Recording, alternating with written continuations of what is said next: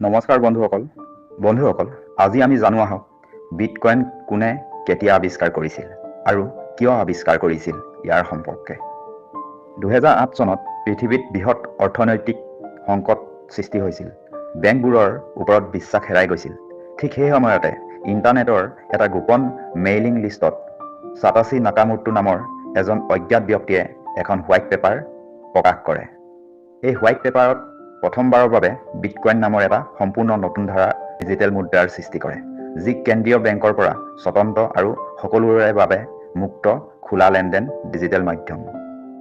2009 চনত সাতোশি নাকামোটোৱে প্ৰথম বিটকয়েন নেটৱৰ্কটো আৰম্ভ কৰে আৰু জেনচিছ ব্লক চেইন আৰম্ভ কৰে, য'ত আছিল 50টা বিটকয়েন আৰু ভিতৰত এখন বাৰ্তা আছিল, য'ত উল্লেখ আছিল the Times 03 January 2009 chancellor on brink of second bailout for banks. অৰ্থাৎ চৰকাৰবোৰ যেতিয়া বেংকবোৰ বচাবলৈ কোটি কোটি টকা খৰচ কৰি আছে, তেতিয়া তেওঁ এটা বিকল্প পথ দেখুৱাব বিচাৰিছে। কিন্তু প্ৰশ্ন হয় যে সাতোশি নাকামোটো প্ৰকৃততে কোন আছিল? ই এজন মানুহ নে কোনোবা দল? আৰু তেওঁ কোন দেশৰ?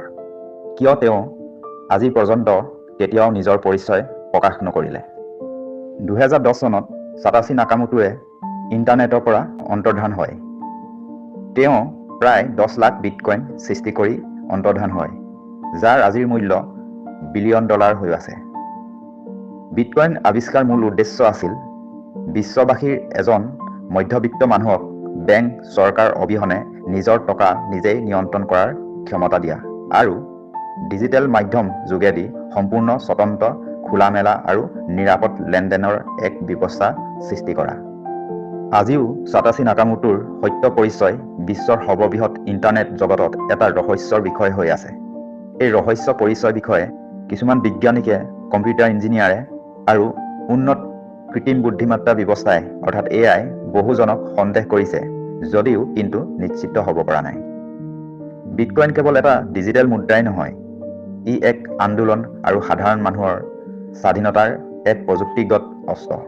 যিপাত অস্ত্ৰ মূল্য আজি $1 বিলিয়ন পৰিণত হৈছে। এই অস্ত্ৰপাত ক'ৰ পৰা আহিছিল আজিও এক ৰহস্যময়। সাতোশি নাকামোটো কোন আছিল? কিংবদন্তি ই এক ৰহস্য হৈ থাকিল।